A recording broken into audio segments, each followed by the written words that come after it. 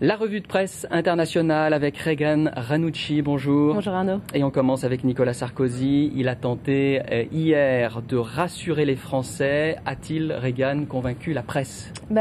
Les Français se sont sentis entendus. Aujourd'hui en France, le Parisien a récolté le témoignage d'étudiants, d'infirmières, d'agriculteurs.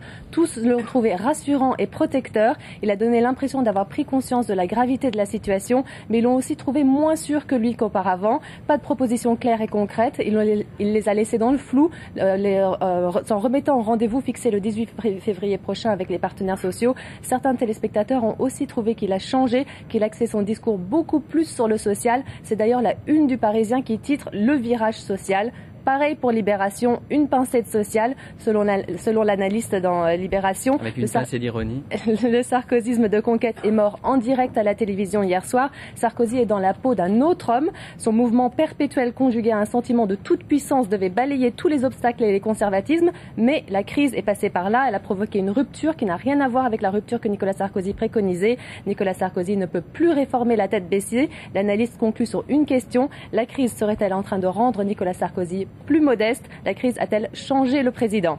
Eh bien, on verra ça un peu plus tard. Le Figaro, lui, se concentre sur le pouvoir d'achat. Le pouvoir d'achat, ce que propose Nicolas Sarkozy. Le chef de l'État alors a ouvert plusieurs pistes pour rassurer ceux qui auraient voulu la relance de l'économie par la consommation, hausse des allocations, suppression de la première tranche de l'impôt. Mais ça n'est pas l'axe de sa politique. Lui, c'est la relance par l'investissement. Alors l'éditorialiste justifie la politique choisie en montrant que la relance par la consommation n'a pas marché en 1976 sous Giscard et en 1983 sous Mitterrand. Alors le Figaro nous surprend ce matin avec ce demi-format, cet encart en bas. Aujourd'hui, tout ce qu'il faut réduire en ces temps de crise. On retrouve de l'autre côté, ça va des émissions de gaz à effet de serre, les coûts, la fatigue, le stress. Alors on se demande pourquoi le quotidien a changé. On ouvre pour découvrir le nouveau logo de Citroën, l'automobile française, un des secteurs les plus touchés par la crise. Nicolas Sarkozy va d'ailleurs annoncer un plan de soutien dans les prochains jours. Pour l'automobile.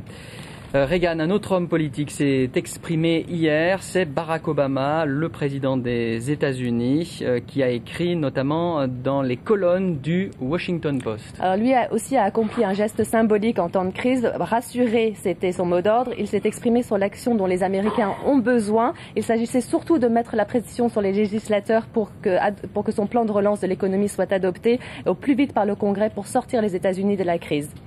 Parlez-nous aussi de ce petit déjeuner de prière auquel Barack Obama a assisté. Alors c'est une institution, ça existe depuis très longtemps, depuis 1953, mis en place par Eisenhower.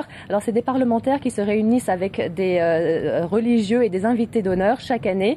Cette année, Barack Obama va plus loin. Il a instauré par décret un organisme gouvernemental chargé de coordonner l'action sociale avec les communautés religieuses. Et cette année, ça revêt une importance, toute son importance en temps de crise, parce que les communautés religieuses sont devenues là-bas des redistributeurs de richesses, un nouveau tissu social parallèle. Et cette année, il y avait un invité de marque. Il faut les séduire alors. Il faut les séduire. Et cette année, avec un invité de marque, Tony Blair, qui est l'ancien Premier ministre britannique, qui a toujours un peu caché sa foi là, à cette occasion. Cette fois-ci, j'allais le dire.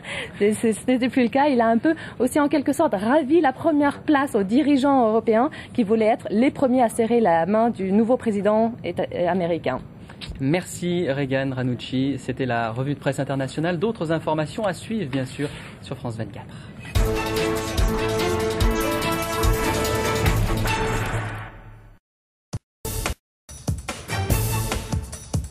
Chaque jour, dans le magazine de la culture, découvrez les cultures du monde, sans frontières et sans œillères, des têtes d'affiche aux jeunes talents. Culture, du lundi au vendredi à 9h20, heure de Paris, sur France 24. Pour tout savoir sur l'actualité économique du jour, retrouvez Économie Matin avec GDF Suez.